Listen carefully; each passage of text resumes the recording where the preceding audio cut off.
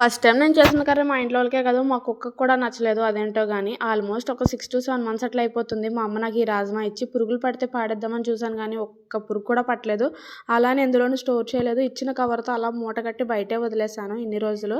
సరే ట్రై చేద్దామని చెప్పి తీసాను. నేనేదో ప్రయోగం చేస్తున్నానని చెప్పి మా అమ్మాయి మధ్యలో వచ్చి చేయి పెట్టింది. ఇవి ఓవర్‌నైట్ సోక్ చేసి కుక్కర్‌లో అయితే ఉడకబెట్టేసాను. తర్వాత ఆయిల్‌లో బిర్యానీ ఆకు, లవంగం, చెక్క, ఆనియన్స్, ఉప్పు వేసి బాగా మగ్గించుకున్న తర్వాత అల్లం వెల్లుల్లి పేస్ట్ కూడా వేసుకోవాలి. ఈలోగా ఒక 5 విజిల్స్‌కి రాజ్మా అయితే ఉడికిపోయాయి పర్ఫెక్ట్‌గా.